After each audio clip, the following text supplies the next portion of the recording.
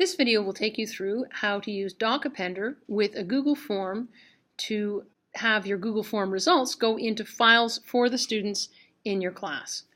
What I've got here is a sample evaluation form with some questions in it. So I've got the rubric style, I've got a free flow comment, and I've got a numeric answer. One of the things I need to have here in order to have my information get directed to the right student is I need to know which student I'm filling this out for. So what I'm going to do is I'm going to add a question by going to the plus sign. I got a blank question here, and I'm going to use the cryptic title of student. When you're creating questions, it automatically defaults to what it calls the multiple choice question style. There are other styles of questions, including checkboxes.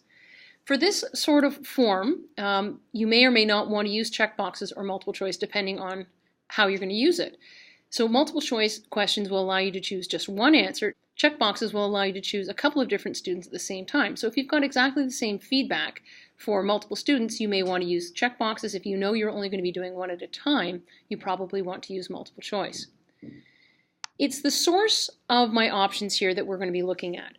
I don't want to have to type in the student names every time I create one of these forms, and I do want these forms to go into the particular student's file so they can accumulate. And I'm going to use DocAppender to do that. DocAppender is considered to be an add-on, and I'm going to scroll to the top, and you use these three dots to find and add add-ons. So I'm going to click on that, type in DocAppender, and you can see by the green checkbox I already have it. If I didn't have it, it would be blue and ask me to install it here. So I already have it on here, so the place that I go to edit it or to put it in place is the puzzle piece, which is for add-ons, and you can see I've got DocAppender. So I'm going to open the sidebar for DocAppender, and there it appears on the right. I already have my folder created.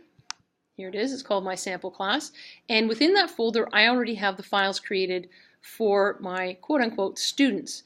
Depending on your situation, you may have shared those files with the students already, in which case you'd see an icon here with for two people, and that would be beside each student. This is information that I'm not necessarily going to share with the students on a regular basis. I can bring them over and we can read the screen together, so it's not shared. These are also my dogs, so there'd be no point in sharing them with them. I'm going to pick from an existing folder from my drive, and there's my sample class folder. Once I've selected my class, I'm going to click select. That's the folder that I want, so I click next. Which question do I want to populate with the information from that folder? So I'm going to refresh my list of questions, and student is the only question that this form sees that makes any sense. If I wanted all of them to have the same feedback, I could choose all of the above option. So I'm going to save and populate this question, and you can see now that I've got a radio button, I've got a multiple choice button for each of the files that was in that folder. So I'm going to click next. Now this question asks me what do I want in those documents. So every time I submit the form, yeah, I do want to see the timestamp. I don't need to see the student's name because the student's name is the file name. So today's class, I'd like that's the rubric, so I'd like that in there. The comment that I wrote, I'd like that to be in there, and the overall mark.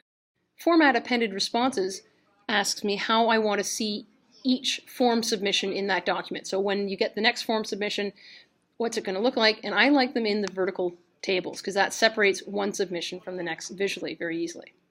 I'm going to click enable, and there we go. So DocAppender is now using the file names as student options, and every time I fill in this form, it is going to add information to that file. So what you can do at this point is you can use the color palette to change how it looks, but for the purpose of this demonstration, I'm just going to leave it. I am going to go to preview, and I'm going to fill it in.